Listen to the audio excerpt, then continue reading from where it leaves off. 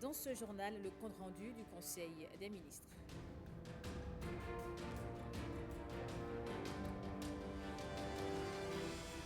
La Fondation œcuménique pour la paix en Afrique se mobilise. Une délégation a rencontré le représentant résident de la CEDEAO au Bénin en vue d'une collaboration pour des élections pacifiques.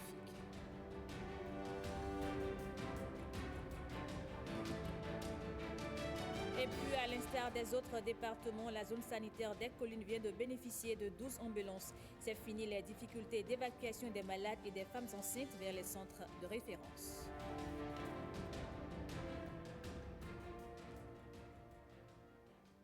Bonjour à tous et bienvenue dans ce 13h. On ouvre avec le point du Conseil des ministres. Comme décision à retenir, la réalisation d'ouvrages sociaux communautaires au profit de 7 communes du Bénin.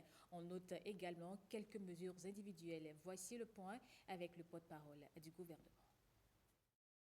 Sous la présidence du chef de l'État, M. Patrice Talon, le Conseil des ministres s'est réuni ce mercredi 18 décembre 2024 et a acté les décisions dont voici la teneur.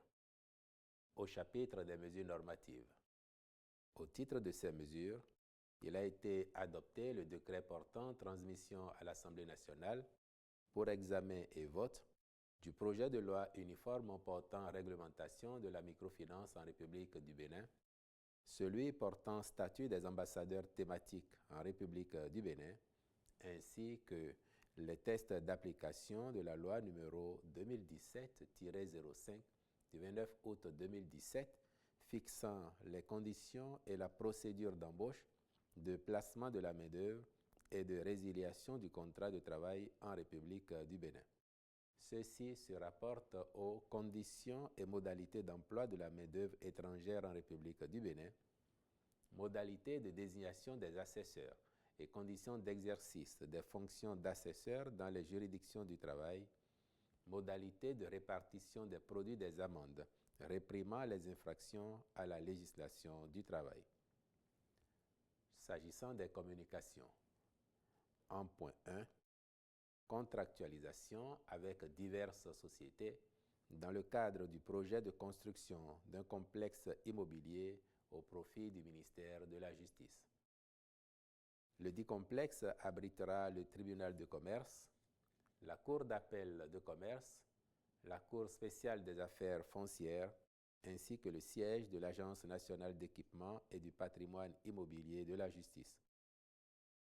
Sa réalisation vise à offrir un environnement de travail plus confortable au personnel, tout en améliorant l'efficacité des institutions judiciaires.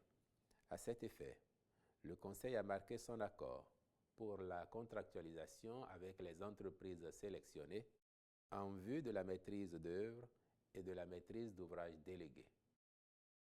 En point 2, réalisation des travaux de voirie et d'assainissement et construction d'équipements socio-communautaires dans les communes d'Alada, Aplawe, Lokossa, Djougou, Kandi, Dassazoumé et Pobé.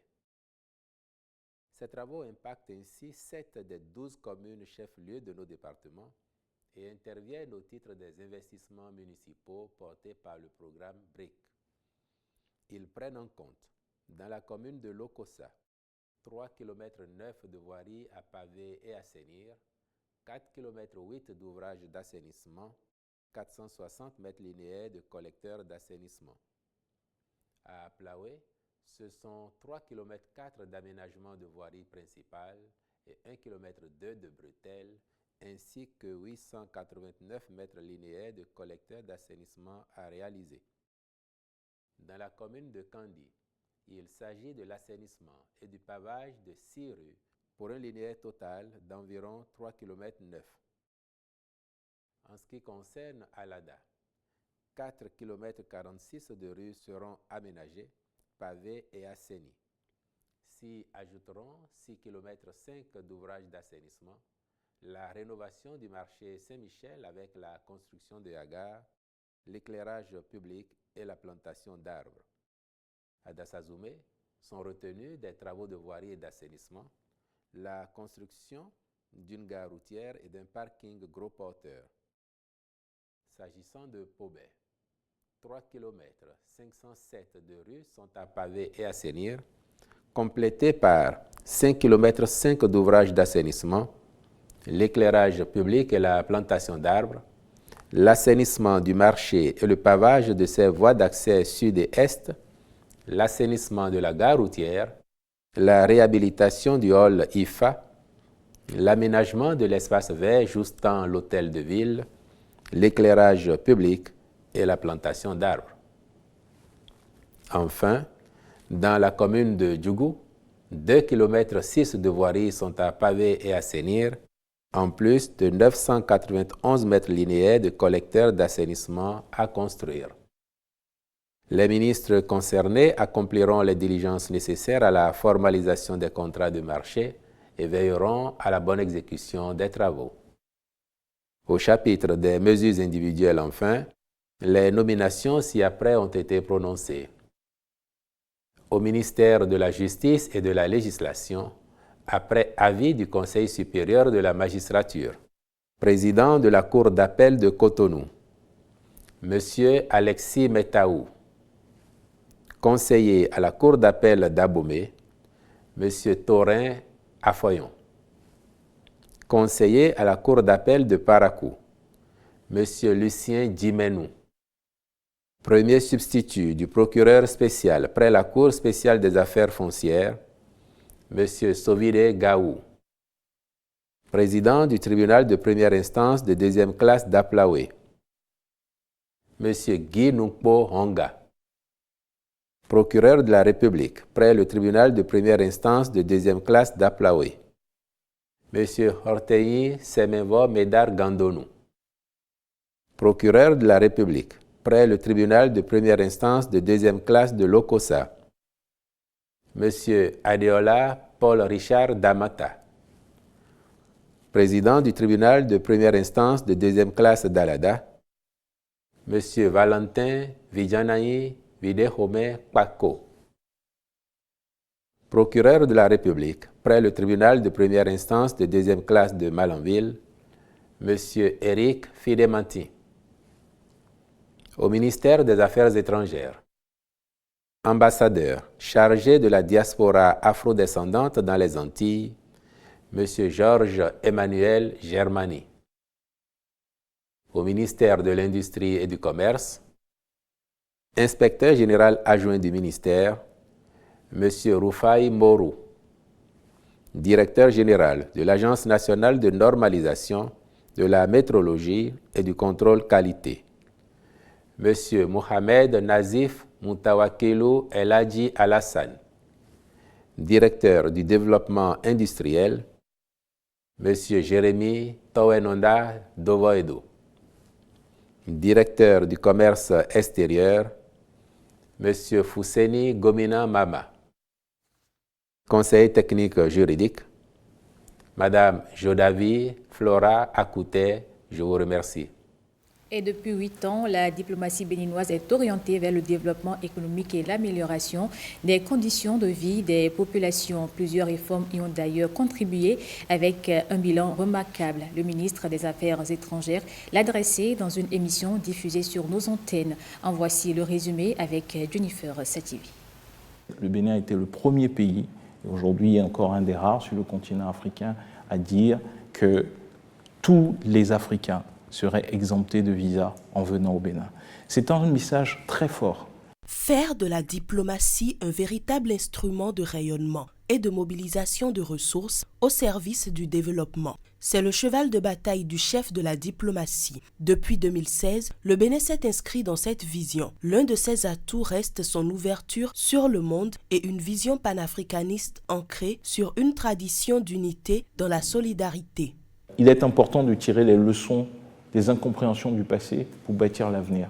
Et c'est la raison pour laquelle, sur les instructions du président de la République, nous sommes en train, avec mes collègues au niveau du gouvernement, de travailler avec nos homologues du Nigeria pour mettre en place une zone de libre-échange entre le Bénin et le Nigeria. Avec nos voisins du Niger, notre pays frère du Niger, la bonne nouvelle, c'est qu'aujourd'hui, nous sommes sur le chemin de la normalisation.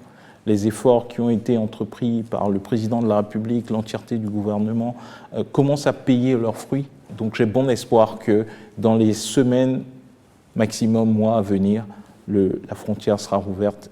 Le Bénin étend également son hospitalité aux afrodescendants de par le monde. Ils ont, depuis le vote de la nouvelle loi, la possibilité d'obtenir la nationalité béninoise. Un soulagement pour tous ces afrodescendants qui ont longtemps caressé le rêve d'un retour aux sources. C'est une première, parce que c'est un vote qui a été fait à l'unanimité de la représentation nationale. Cela montre encore une fois de plus l'attachement du Bénin aux questions multilatérales et le fait que le Bénin est à l'avant-garde. Notre souhait, c'est que demain, d'autres pays africains puissent suivre également ce pas et qu'ensemble, nous puissions envoyer ce message fort vis-à-vis de notre diaspora et leur dire que l'Afrique reste leur terre.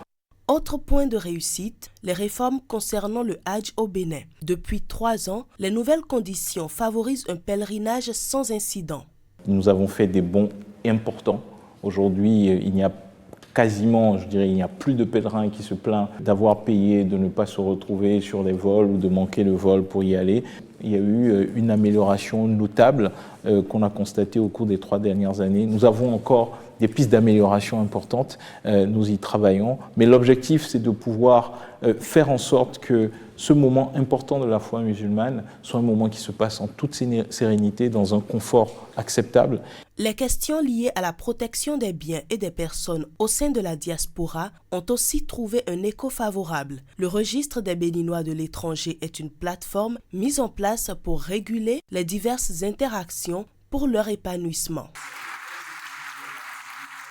Pendant ce temps, une délégation de la Chambre d'agriculture du Bénin est en tournée nationale. Sa mission, expliquer les actions du gouvernement au profit du secteur. À l'étape de l'OCOSA, les membres ont dressé le bilan face aux acteurs du monde agricole.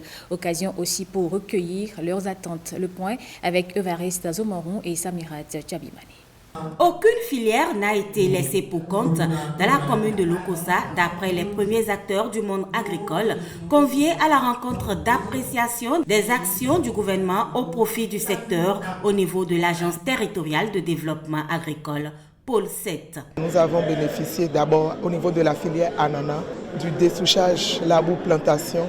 Nous avons la filière aquaculture qui vient. Les acteurs de la filière œufs de consommation ont aussi bénéficié de poussins pontes d'aliments subventionnés et des vaccins. La filière viande, on a eu le procès qui nous a accompagnés. Palmier à huile, l'une des filières phares. Les producteurs de manioc aussi ont bénéficié d'appui. La filière maraîchage, la plus grande dans la commune, mise en place des semences, de l'engrais. Les filières maïs et riz ont bénéficié aussi de semences d'engrais. Les pistes qui ont été aménagées. Hormis les difficultés de mise en place des intrants spécifiques pour certaines spéculations de fixation de prix et de stockage soulevées, la Chambre nationale d'agriculture, de même que les fêtières et organisations paysannes, décernent un satisfecit au gouvernement du président Patrice Talon. Nous sommes très contents pour l'assise. Chacun d'eux a pris la parole pour quand même citer quelques éléments qui nous manquent. Nous sommes comme leurs députés pour tout ce qu'il faut décider au niveau du monde agricole. Il va falloir que nous acceptons de travailler ensemble. Et c'est ce qui est difficile pour notre communauté. Nous allons rater le coach du développement agricole. Nous devons fédérer nos énergies pour que l'accompagnement de l'État puisse aller vers nos différentes organisations, ce qui serait salutaire pour chacun de nous. Un rapport sera déposé au chef de l'État à l'issue de cette rencontre d'appréciation des actions du gouvernement au profit du secteur agricole qui se tient dans les 117 communes du pays. Voyons à présent cette autre étape de franchie dans la reconnaissance de la nationalité aux afro-descendants. Afro.origine.bj, c'est la plateforme pour effectuer la demande. Un premier test a été effectué pour vérifier le fonctionnement de cette adresse qui va ouvrir la voie à des milliers de demandes pour un retour aux sources. Françoise Nissou et Blaise Adampo. Elle peut avoir le sourire d'Am Soueli Kainero.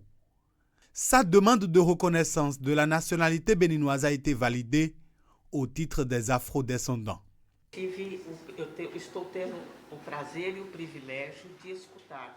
suis en train d'avoir le plaisir d'avoir la réponse à une demande, dans la demande de beaucoup d'afro-descendants que le président lui-même, le président son excellence M. Patrice Talon a initié avec l'appui de tous les ministres ici pour que ceci soit une réalité aujourd'hui.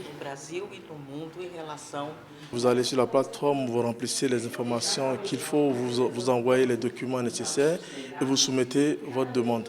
Votre demande sera étudiée en back-office. Nous avons des vérifications à faire. Une fois que ces vérifications sont effectuées, puis la plateforme, on peut valider votre demande et vous recevrez directement dans votre mail l'attestation provisoire de nationalité béninoise qui vous permettra de descendre au Bénin pour continuer les démarches nécessaires pour finaliser votre démarche. Comme Soueli Kainero, d'autres personnes peuvent faire de même. Le gouvernement du président Patrice Talon a déjà fixé les conditions avec la loi 2024-31 du 2 septembre 2024 relative à la procédure de reconnaissance de la nationalité aux afro-descendants. Ils doivent être, de par leur généalogie, ascendants d'un Africain, d'un afro-descendant déporté dans le cadre de la traite des Noirs et du commerce triangulaire. La deuxième condition, c'est d'être issu d'un territoire de déportation dans le cas toujours du commerce triangulaire. La troisième condition, c'est d'avoir un lien de filiation avec les personnes afrodescendantes. Pas de tracas donc pour les candidats afrodescendants désireux de faire la demande de reconnaissance de la nationalité béninoise. Afro-origine.bj est le seul lien disponible 24 heures sur 24 et 7 jours sur 7 pour effectuer sa demande. Je vous le disais en titre, les efforts se multiplient pour garantir des élections transparentes et apaisées en 2026. Dans cette dynamique, la Fondation œcuménique pour la paix en Afrique FOPA a rencontré le représentant résident de la CEDEAO au Bénin. Objectif posé, les jalons d'une collaboration stratégique pour prévenir les tensions électorales. Les précisions avec Marcel Arrossi et Bernol Diobé. Elle est empreinte de convivialité, mais se déroule dans un cadre formel. Rencontre CEDEAO FOPA, Fondation œcuménique pour la paix en Afrique. Les échanges tournent autour de l'impératif de prévenir les discours de haine, d'éduquer les citoyens sur leurs droits et devoirs électoraux et d'accompagner les institutions nationales dans l'organisation de scrutins crédibles et dans le calme. Nous sommes venus rencontrer le représentant résident de la CEDEAO au Bénin, d'abord pour remercier les efforts de la CEDEAO et profiter de cette occasion pour échanger sur les élections générales de 2026 au Bénin. Nous souhaiterions, comme tous les Béninois, que ces élections soient des élections de fait. De mon point de vue, ce sont des organisations comme ça qu'il faut soutenir, qui nous donnent la possibilité, dans une certaine sérénité, et surtout, je pèse mes mots, dans la sérénité et la bonne foi, d'essayer de trouver des solutions aux difficultés qu'on peut rencontrer. Ils sont capables de mobiliser donc, des populations à travers, bien sûr, les aspects liés à la tradition, à la religion. Et c'est cela aussi parce qu'il y a un travail d'éducation à faire. C'est l'occasion pour la FOPA de réaffirmer son engagement à accompagner le processus démocratique à travers des campagnes de sensibilisation, des formations pour les acteurs locaux et des actions concrètes de veille citoyenne. D'ici peu, la FOPA va entamer une tournée nationale de sensibilisation, de moralisation, de mobilisation, de rééducation pour que le vivre ensemble soit une réalité au pays. Nous devons préserver la paix au Bénin et comme ça, nous devons parcourir tous les arrondissements que nous comptons au Bénin pour que le petit Béninois puisse comprendre que nous devons nous unir, nous devons prôner la paix. Un rendez-vous pour la paix dans l'intérêt supérieur de la nation. L'Association béninoise pour la promotion de la famille a tenu à Savalou sa 29e Assemblée générale nationale. La rencontre aux allures d'une reddition de comptes a permis aux responsables de faire le bilan des activités menées et de se projeter. Il s'agit de renforcer les stratégies de pérennisation des acquis en matière de planification familiale. Le point avec Pierrette Anayossi.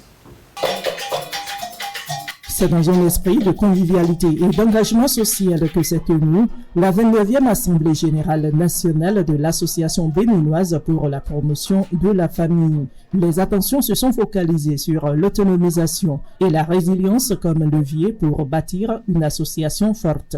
En dépit des bons résultats, l'association veut intensifier ses actions en santé sexuelle et reproductive en faveur des communautés. Nous pouvons être fiers de ce que nous avons accompli jusque-là, mais il est évident qu'il reste encore beaucoup à faire. Notre association doit continuer à se renforcer pour devenir un pilier de l'autonomisation des familles au Bénin, une référence plus que jamais en matière de promotion de la santé sexuelle et reproductive. Notre résilience et notre capacité à innover seront nos principaux alliés dans ce cheminement. Je voudrais saluer donc l'engagement sans faille des volontaires et des personnes ressources de la BPF qui chaque jour œuvrent pour la promotion du bien-être des familles au Bénin. Cette 29e assise marque également une étape décisive dans la vie de l'institution. La BPF s'installe dans les collines, ce qui fait passer ces régions à 7. Une preuve supplémentaire d'engagement et de plus d'autonomie. Cette décision, fruit d'une longue réflexion et d'un travail acharné, témoigne d'une solide volonté collective de rendre l'association plus forte, plus indépendante et mieux adaptée aux besoins des populations locales. En tant que bureau de coordination, nous nous engageons à travailler ardemment, à surmonter les obstacles et à saisir les opportunités. Si la BPF n'existait pas, il fallait la créer. Quand on sait le rôle que ça joue dans les communautés, les conseils que ça apporte à nos communautés. Aussi, je voudrais réaffirmer le soutien indéfectible de la préfecture à toutes les actions que vous entreprendrez au quotidien pour améliorer les conditions de vie des couches de notre pays et du département des collines. À cette assemblée générale, les participants ont dressé le bilan des actions passées. Et puis, c'est fini les difficultés d'évacuation des malades et des femmes enceintes du département des collines vers les centres de référence. Les différentes zones sanitaires de la localité viennent de bénéficier de nouvelles ambulances, 12 au total. La cérémonie de remise avec Pierrette Anayossi et Kanelka. Ce sont en tout 12 ambulances de type 4x4 toutes neuves qui sont offertes aux zones sanitaires du département des collines à raison de 2 par localité. Les communes de Bonté, d'Assazomé, Glazoué, Ouessé, Savé et Savalou sont les bénéficiaires. Grâce à ces moyens roulants, ces formations sanitaires pourront désormais assurer dans de bonnes conditions la prise en charge des malades. Donc les ambulances qui sont mises à notre disposition aujourd'hui sont venues à point nommé pour régler les problèmes de référence, contre-référence et nous permettre de sauver les vies, notamment les femmes enceintes, les femmes en travail d'accouchement, les accouchés, les nouveau-nés et toute autre situation d'urgence, notamment les cas de traumatisme. Lorsque nous avons des accidents, on en a connu dans la commune de Dassa ici, nous avons eu vraiment de sérieux problèmes pour assurer les évacuations. Aujourd'hui, maintenant, ce problème est réglé. 12 ambulances neuves à la fois, je crois que ça mérite d'être reconnu parce que ça vient renforcer le parc automobile et ça permettra aussi d'offrir les services d'évacuation surtout aux patients qui en ont besoin avec ce que je viens de voir et une répartition vraiment équilibrée à raison de 2 ambulances par commune, surtout au niveau des centres médicalisés.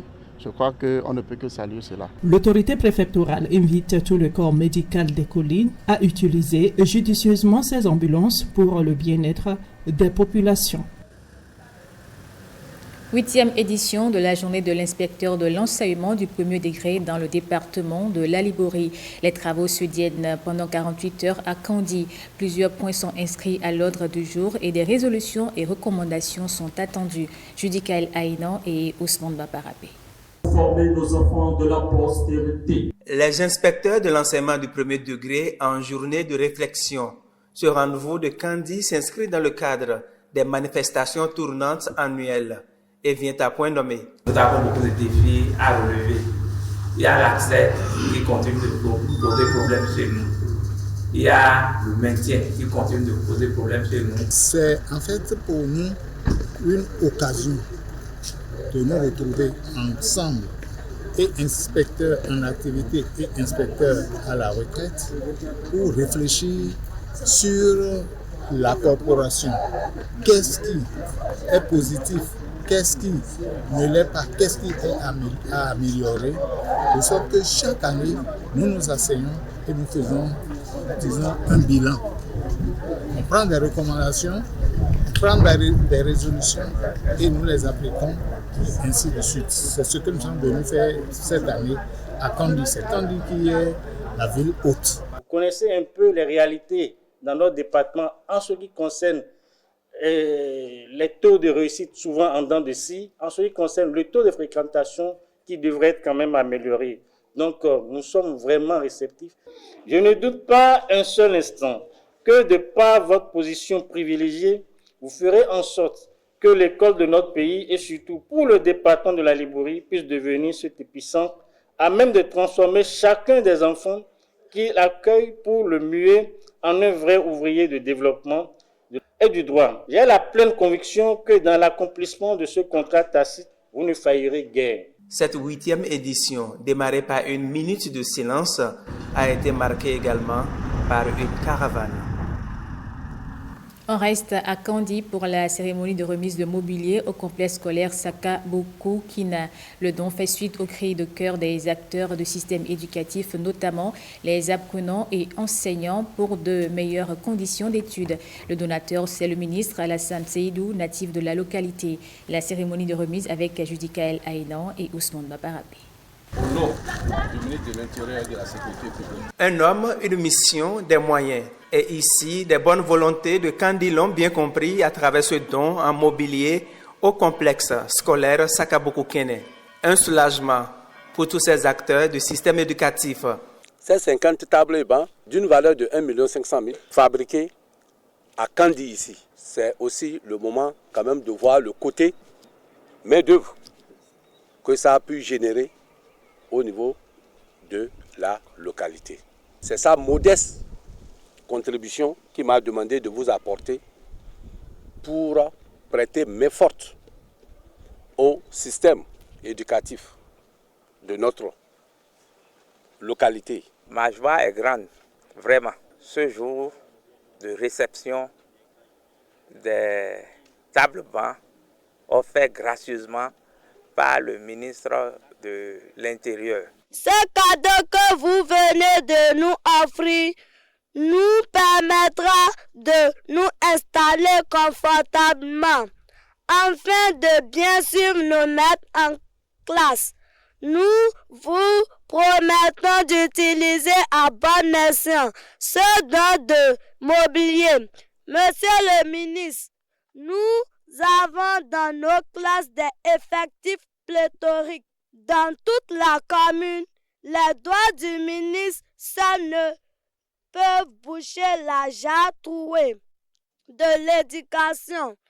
Nous prions toutes les bonnes volontés ayant l'esprit du partage, l'amour des enfants et du développement de la commune de Kandi à boucher les trous de la jarre avec Monsieur le ministre.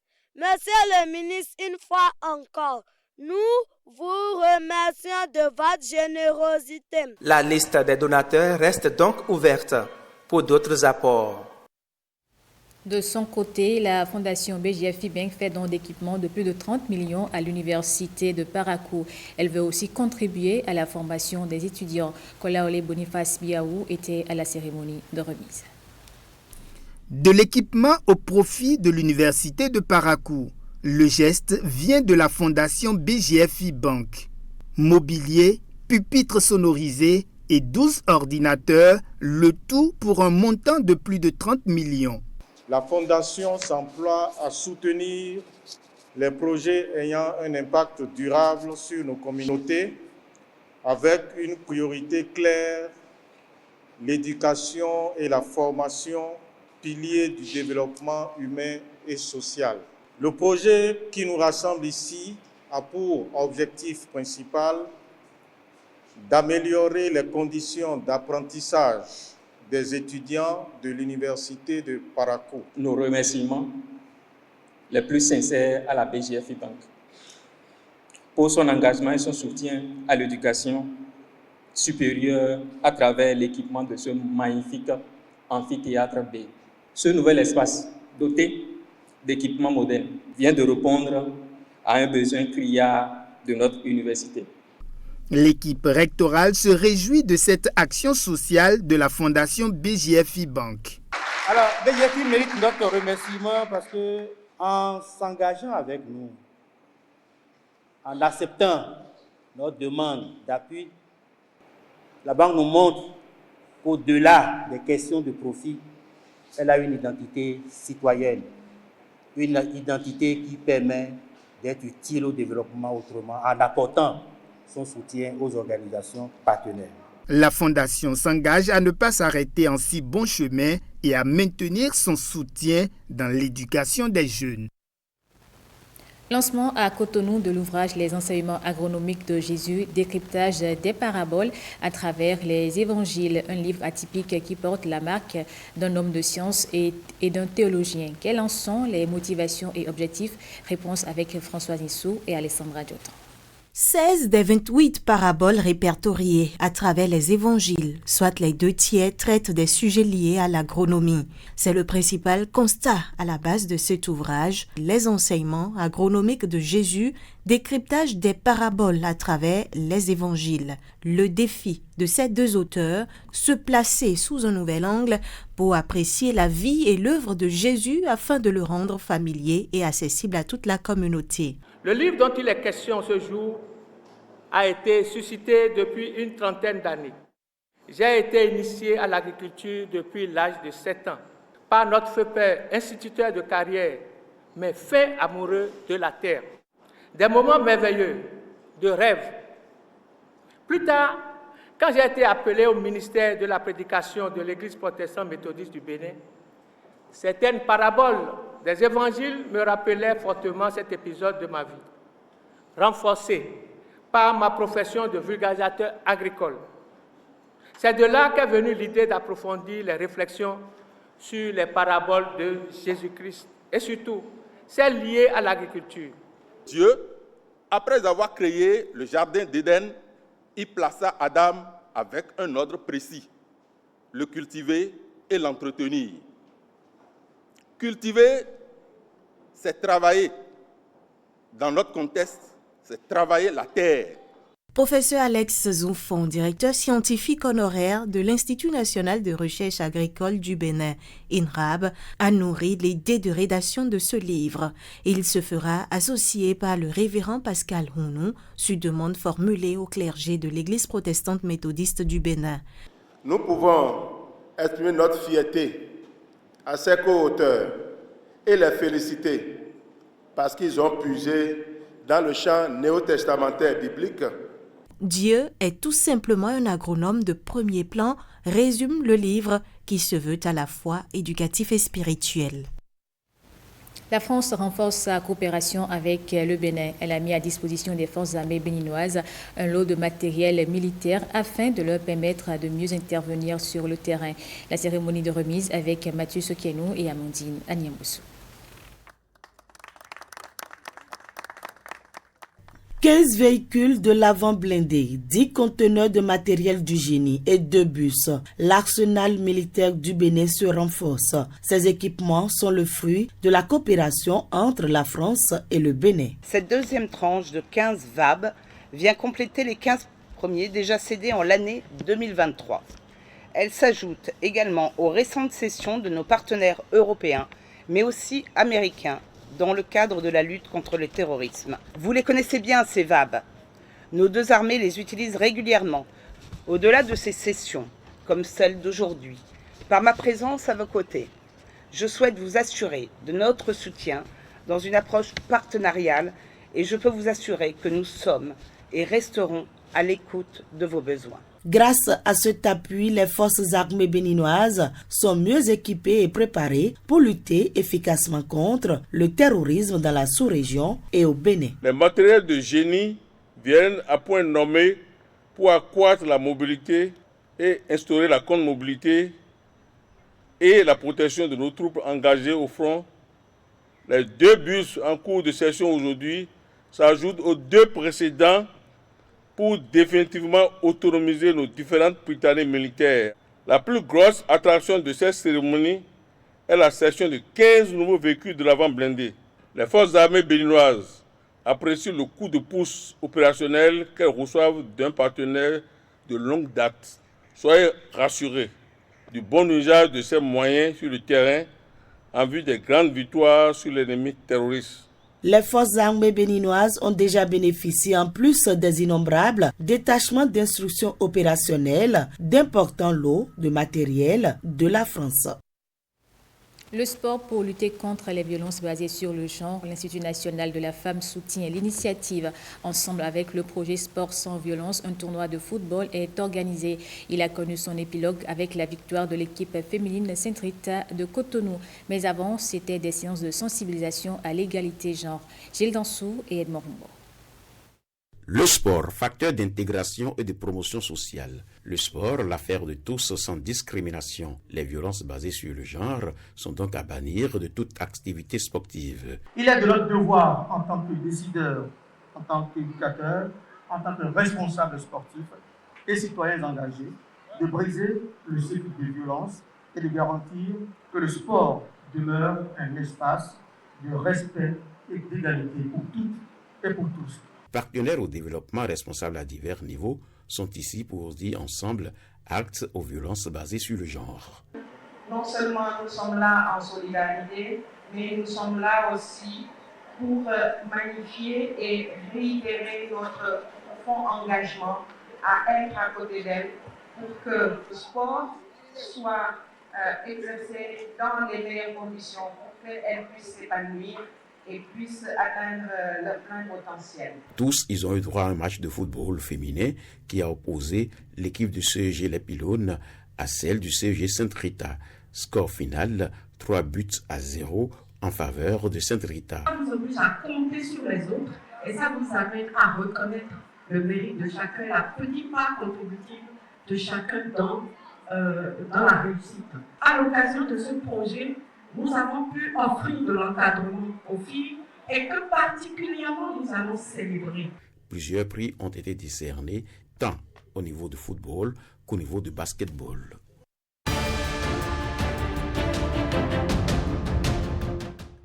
Et pour finir, le condensé de l'actualité internationale. La Cour suprême du Ghana a rejeté mercredi 2 recours s'opposant à une loi anti-LGBT répressive. Adopté fin février par les députés, le texte restreint drastiquement les droits de cette communauté dans ce pays d'Afrique de l'Ouest. La loi prévoit jusqu'à 3 années d'emprisonnement pour une personne ayant eu des relations homosexuelles et entre 3 et 5 années pour la promotion, le parrainage ou le soutien intentionnel d'activités LGBT.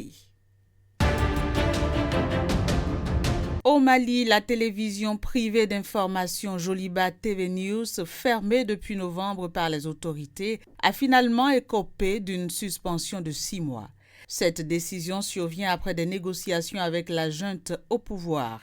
La haute autorité de la communication malienne avait décidé fin novembre de retirer sa licence à Joliba après une plainte du Conseil supérieur de la communication du Burkina Faso. L'autorité de régulation des médias au Burkina Faso demandait à son homologue malienne de sévir après qu'une figure politique malienne, Issa Kaoundim, avait critiqué sur Joliba les militaires au pouvoir au Burkina. Depuis lors, Joliba TV a cessé d'émettre, mais des négociations étaient en cours entre la chaîne et les autorités pour une reprise de la diffusion. Au moins 45 personnes tuées, plus de 500 autres blessées et près de 24 000 maisons entièrement détruites. Voilà le nouveau bilan établi suite au passage du cyclone Chido au Mozambique. Des chiffres rendus publics ce mercredi par l'Institut national de gestion des risques et désastres de ce pays d'Afrique australe. Le précédent bilan faisait état de 34 personnes tuées. Puis du sport pour finir, on parle football avec l'élection de Ademola Lookman comme meilleur joueur africain de l'année 2024. L'attaquant de l'Atlanta a été récompensé par la Confédération africaine de football. Et voilà qui met un terme à cette édition du journal. Merci à vous de l'avoir suivi. Je vous retrouve à 19h avec plaisir.